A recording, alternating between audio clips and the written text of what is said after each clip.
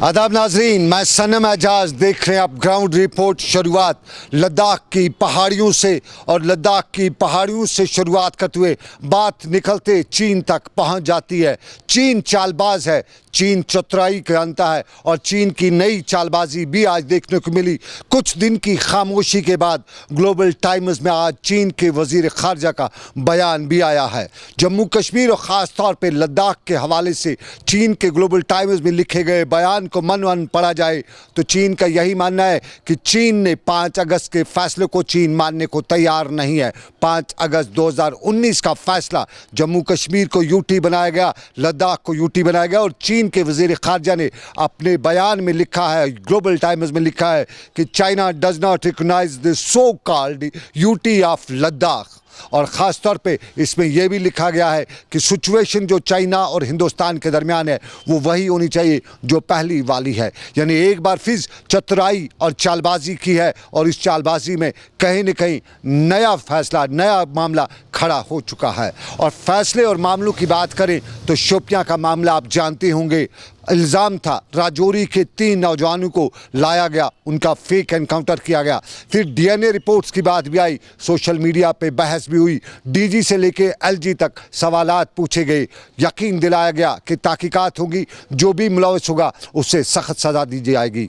परसों फ़ौज ने खुद एतराफ़ भी किया कि कहीं न कहीं SOPs को फॉलो नहीं किया गया है और अभी और तहकीकात करनी है। डीएनए का इंतज़ार था, डीएनए रिपोर्ट आ ही गया और आज बाज़ाब्ता तौर पर 2 लोगों को, कोलैबोरेटर्स को, यानी जो इन्फॉर्मर्स 2 थे उनको गिरफ्तार भी किया गया। जुडिशल मजिस्ट्रेट शोपियां की अदालत में पेश किया गया और अगले 15 तारीख तक इस सारे मामले में उनको मोहलत दी गई। अगले 1 हफ्ते की, माफ़ कीजिएगा, 1 हफ्ते की मोहलत दी गई पुलिस को। पुलिस की कस्टडी में उन्हें रखा गया और अब बाज़ाब्ता तौर पर पुलिस शोपियां के मामले में तहकीकात कर रही है।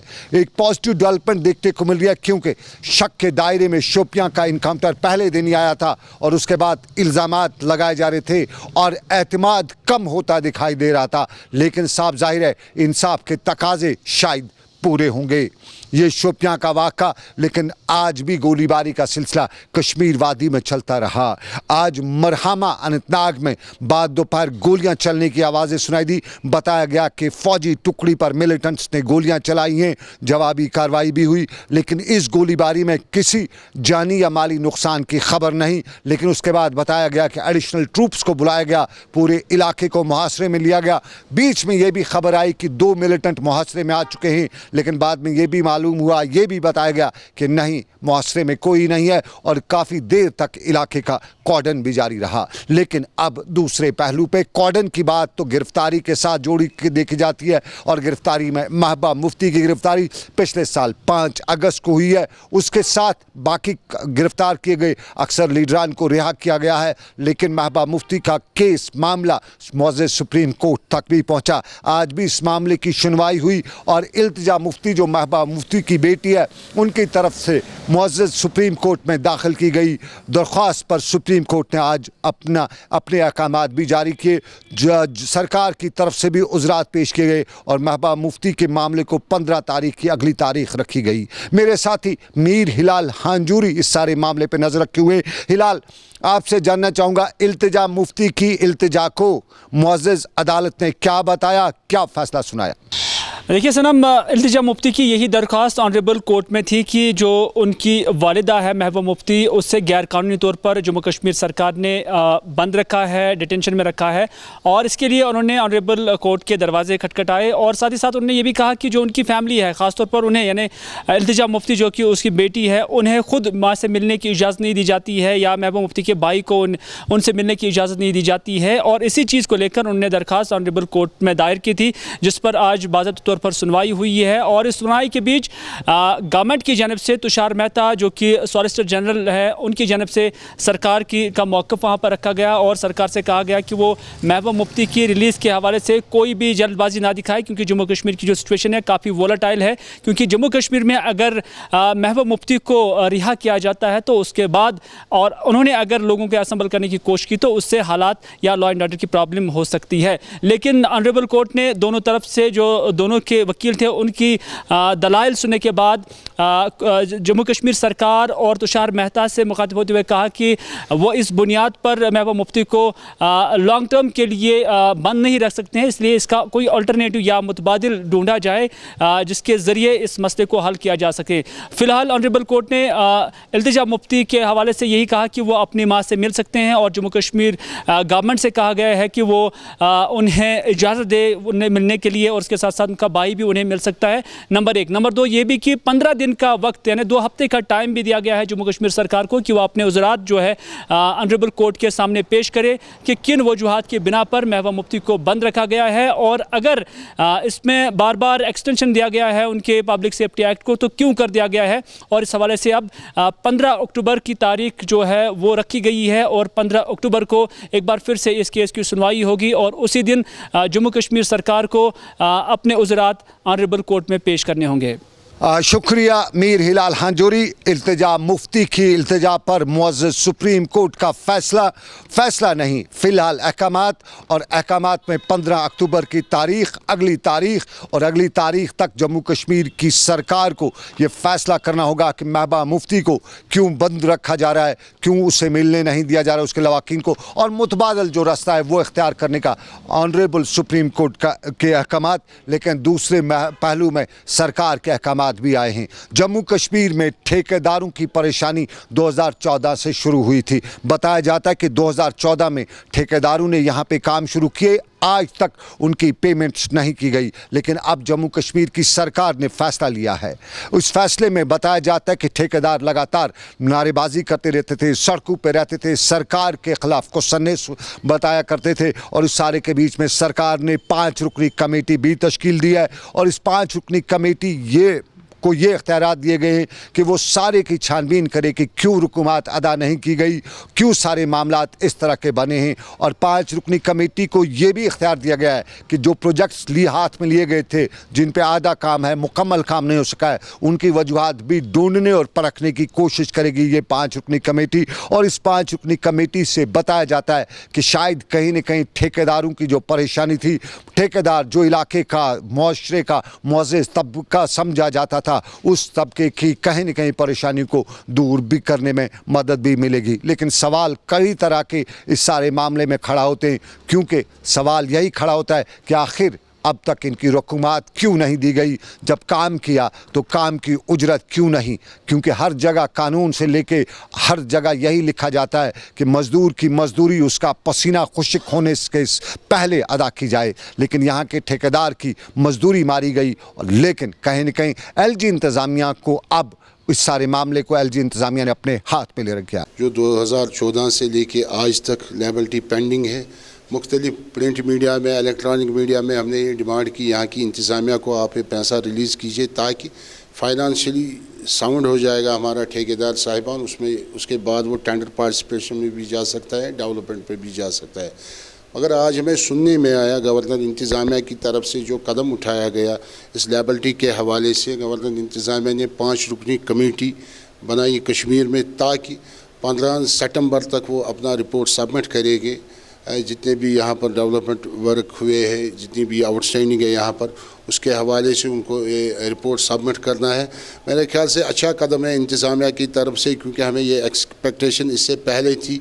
ये मसला उठाएगा सरकार यहाँ पर ताकि जितनी भी हमारी लायबिलिटी है वो रिलीज़ हो सकेगी। ये अच्छा कदम है सरकार की तरफ से। मेरे ख्याल से डेवलपमेंट का काम नहीं हो रहा है, ये ठेकेदार भी इल्ज़ाम लगा रहे थे, आमतौर भी लोग कहते हैं, और इसकी बड़ी वजह यही बताई जाती थी क्योंकि ठेकेदार काम नहीं करते थे, पुरानी ज़रूरतें नहीं मिली थी। लेकिन अब कमेटी बनाई है, लेकिन कह सकते हैं कि बहुत देर भी हुई है। ये कमेटी जो बनाई गई देर इसलिए हुई कि अब कश्मीर में काम करने का सीज़न नहीं बचा है। अब जो कुछ भी काम होगा जम्मू में होगा तो कहीं न कहीं कश्मीर को एक बार फिर परेशानी से जूझना पड़ेगा। लेकिन कश्मीर में विंटर आ रहा है, सरमा की शुरुआत हो चुकी है, और इस सरमा की शुरुआत के दौरान कश्मीरी को बहुत ज़्यादा परेशानी हो रही है। कोविड की परेशानी साल बढ़ रही, और इस साल के दौरान हाईवेज़ को भी बंद रखा गया। आमतौर पे कश्मीरी इन दिनों एक और परेशानी से परेशान है। ये परेशानी है जम्मू श्रीनगर मुग़ल शाहरा। इस मुग़ल शाहरा पर चलने के लिए आम कश्मीरी को जब चलना होगा तो उसको शोपियां के रास्ते जब जम्मू जाना हो, पुंछ जाना हो, राजौरी जाना हो, तो पहले पास बनाने के लिए उसे श्रीनगर आना है, श्रीनगर में दफ्तरी खाना पूरी करनी है, उसके बाद जम्मू उसको जाना पड़ेगा, उसको इजाज़त मिलेगी और फिर वो शोपियां के रास्ते जम्मू जाएगा। क्या ही अच्छा होता कि अगर शोपियां में ही ज़िला तरक्याती कमिश्नर या तहसीलदार को ये इख्तियारात दिए जाते ताकि वो इस शाहराह पे सफ़र करने का इजाज़तनामा दे दें, ताकि आम लोगों को परेशान न होना पड़े। और यही हाल राजौरी का भी है। राजौरी से कोई कश्मीर आना चाहे तो उसके भी यही पापड़ बेलने पड़ते हैं। पहले उसको जम्मू जाना है, जम्मू से पास बनाना है, उसके बाद वापस आना है। तो ये पास के सिस्टम में आम आदमी को फेल करने की कहीं कोई साजिश तो नहीं है। कहीं कुछ लोग, कोई ब्यूरोक्रेसी में कुछ लोग तो ऐसे नहीं बैठे जो जानबूझ के इस तरह के मसाइल पैदा करें। ये आम लोगों का कहना। लेकिन इसी शाहराह के साथ साथ शर्मा के हवाले से रियासत के एलजी ने आज श्रीनगर में एक आला सतही मीटिंग भी ली, विंटर की तैयारियों का खुलासा और जायज़ा लिया। और इस जायजे के दौरान अफसरान पर जोर दिया कि पानी, बिजली, सड़क तो अपनी जगह पे, लेकिन इंपॉर्टेंट कश्मीर में बिजली की मार रहती है विंटर्स में। जो उनके पास इनपुट्स हैं उसमें बिजली परेशान करती है। तो बिजली के हवाले से उन्होंने ये भी अहकाम किए कि विंटर्स के हवाले से वाफर मिकदार में स्टॉक रखा जाए, उसके साथ साथ बिजली के हवाले से मुस्बत इक़दाम उठाए जाए। ये जम्मू श्रीनगर हाईवे या जम्मू श्रीनगर में शर्मा के हवाले से तैयारियों का गवर्नर की सरबराही में इजलास। लेकिन जम्मू श्रीनगर शाहराह के हवाले से श्रीनगर से लेकर जम्मू और वादी कश्मीर की दूसरी मंडियों के ठेकेदार या यूँ कहें तजारत पेशा अशख़ास परेशान ही रहते। परेशान होंगे भी क्यों नहीं, क्योंकि कश्मीर से माल निकाला जाता है, बाहर की मंडियों में पहुँचाने के लिए ट्रकों में लोड किया जाता है। लेकिन उस ट्रक को इस शाहराह पर चलते हुए श्रीनगर से लेकर उधमपुर और लखनपुर तक कभी कभी हफ्ता से 1.5 हफ्ता लग जाता है। कोई ड्राइवर का कसूर नहीं होता है, बल्कि बताया जाता है कि इस शाहराह पर कुछ इदारे ऐसे बैठे रहते हैं जो इस शाहराह पर बेला वजह, बिला ज़रूरत के इन ट्रकों को रोकते हैं, ड्राइवरों को तंग करते हैं। और कुछ इल्ज़ामात कई तरह के, कई बार इस तरह के लगे हैं कि माल पानी दिया तो पास, नहीं दिया तो रुक जाओ। और ये रुक जाओ की परेशानी कश्मीर की फ्रूट इंडस्ट्री की कमर तोड़ रही है। सोपोर के फ्रूट मंडी के लोग भी आज यही बात बता रहे थे और बता रहे थे, एलजी तक ये बात पहुंचाते हुए अपील कर रहे थे कि कहीं न कहीं कुछ इदारों में कुछ लोग हैं जो जानबूझकर या जिन्हें मज़ा आता है लोगों को परेशान करना, और ये परेशानी की वजह से कश्मीरियों की इकानमी ख़राब हो रही है।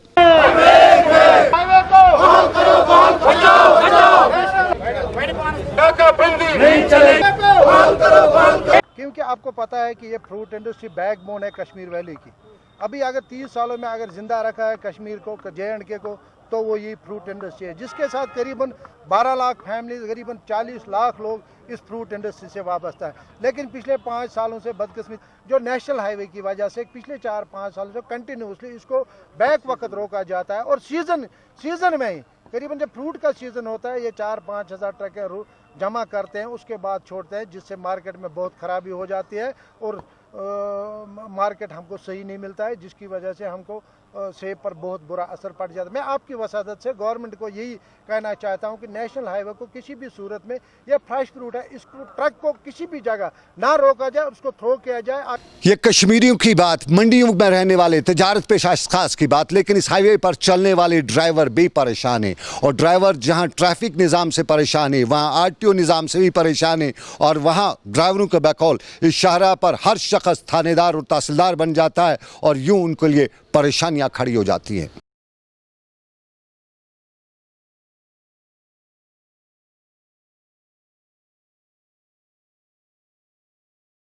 सर ये काजी गुंड में रुकित 2 दो पे तमाम गाड़ियों में फ्रूट भरित, यह फ्रूट ग खराब, ये 2 दह लगे, ये जुम वाता लगन 4 दह जनाब, तोत वात यह सोन माल कि यह खराब ग पे वन नीर सब माल गो खराब, कर भाड़ा वाड़ मिले कि पे किराए तक तोड़ वापस इन खतर दरफदर ये कि जन और गाड़ ठुल गाड़ फ्रूट गाड़ तेल गाड़ या ळव गाड़ गंड गाड़ तिम आराम सान जखानी नाकस तक खाला, तिम कुन जाए रुकावान, जखानी नाक पे त्रावान यल, ओड़ माल गुंडा असल माल बेलो सत जनाब पे वाल, वो गवर्नमेंटस कर अपील कि मेहरबानी कर सा फ्रूट गाड़ त्रोक अपोर कुन। काजीगुंड में इनको रोका जाता है 2 दिन 3 दिन काजीगुंड में रोका जाता है, क्योंकि तब तक ये हमारा जो ये फ्रूट है, सेब है, ये ख़राब हो जाते हैं, तो आगे जाके मंडियों में हमको रेट्स फिर कम मिल जाते हैं।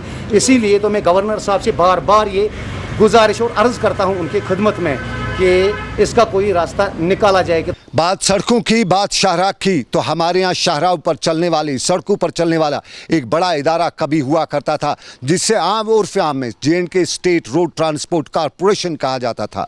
स्टेट रोड ट्रांसपोर्ट कॉरपोरेशन को कोविड के दौरान खिदमात अंजाम देने के लिए, बेहतर खिदमात अंजाम देने के लिए कोविड वॉरियर का खिताब भी दिया गया। इस कोविड के साथ साथ इसे एसेंशियल सर्विस का खिताब भी दिया गया और बहुत ही अच्छा काम, मुस्बत काम SRTC डिपार्टमेंट ने इस कोविड के दौरान किया। यूं कहा जाता है कि जम्मू कश्मीर में जब भी कोई मुसीबत हो, आम आदमी, आम ट्रांसपोर्टर गाड़ी सड़क पे नहीं चलाएगा, लेकिन ट्रांसपोर्ट की गाड़ी को चलना पड़ता है, चलाया जाता है। ड्राइवर भी निशाने पर रहता है, ख़तरे में रहता है और गाड़ी को भी हर वक्त खतरा रहता है। लेकिन ड्राइवर और इस तबके से वाबस्ता, इस आरटी से वाबस्ता मुलाजिम को परेशानियों के अंबारों से गुजरना पड़ता है। पिछले 4 महीने से SRTC मुलाजमीन को तनख्वाह नहीं दी गई है। वो इदारा जो करोड़ों की आमदनी सरकार को देता है, लेकिन मैनेजमेंट का ये हाल कि ड्राइवर और छोटे क्लास 4 से लेके इंजीनियर, उनकी तनख्वाहें मारने में अफसरान यहाँ कोई कसर बाकी नहीं छोड़ते हैं। और अक्सर कहा यही जाता है कि बड़े अफसरान, बड़े डायरेक्टर अपनी तनख्वाहें और तनख्वाहों के साथ साथ बाकी मामला तो कर लेते हैं, लेकिन छोटे मुलाजिम को परेशान होना पड़ता है।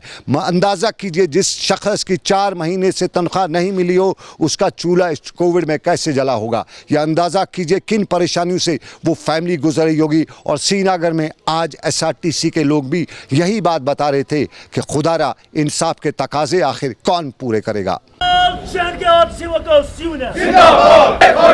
दुनिया भर के मेहनत कशो मांग हमारी नहीं है, ये मांग हमारी पूरी हो। RTC मैनेजमेंट, आज हमने जो प्रोटेस्ट किया है मैनेजमेंट के खिलाफ है, उनकी बेहिसी के खिलाफ है, मुलाजिम कश पॉलिसी के खिलाफ है। मैं इस चैनल के थ्रू ऑनरेबल गवर्नर साहब, ऑनरेबल LG साहब और ऑनरेबल चीफ सेक्रेटरी साहब और जो हमारे कमिश्नर सेक्रेटरी साहब है, उनसे कहना चाहता हूँ, आप मुझे बताएं, आपने जब ये कोविड शुरू हुआ, आपने इस डिपार्टमेंट को डिक्लेयर किया एज एन एसेंशियल सर्विस और हमसे काम भी लिया एज एसेंशियल सर्विस डिपार्टमेंट। हम कोविड में दिन रात हमारी गाड़ियां, चाहे कोविड पेशेंट हो, चाहे डॉक्टर हो, चाहे मेडिकल से वाबस्ता स्टाफ हो, चाहे राशन की तकसीमकारी हो, जो कोई भी चीज़ थी रियासत में, यहाँ UT में, वो सारा ट्रांसपोर्ट नहीं किया। लेकिन क्या वजह है, एसेंशियल सर्विस होने के बावजूद भी हम 4 महीनों से तनख्वाह नहीं है। मैं गुजारिश करना चाहता हूँ कि भाई आप एक समय में ही इसका फैसला ले लो। और अब बात करते हैं Mohammad Akbar Lone, National Conference leader की, member parliament north Kashmir Mohammad Akbar Lone. और आज बारामूला का उन्होंने दौरा करते हुए वहाँ तामीर और तरक्की का जायज़ा भी लिया। यहाँ अफसरान की मीटिंग भी बुलाई, ज़मीनी हक़ाइक़ को जांचने और परखने का मौका भी मिला। मोहम्मद अकबर लोन नॉर्थ कश्मीर के मेंबर पार्लियामेंट हैं और नॉर्थ कश्मीर के मुख्तलिफ इलाकों की तामीर और तरक्की के हवाले से आज उन्होंने बारामूला में एक मीटिंग के दौरान जायज़ा लिया।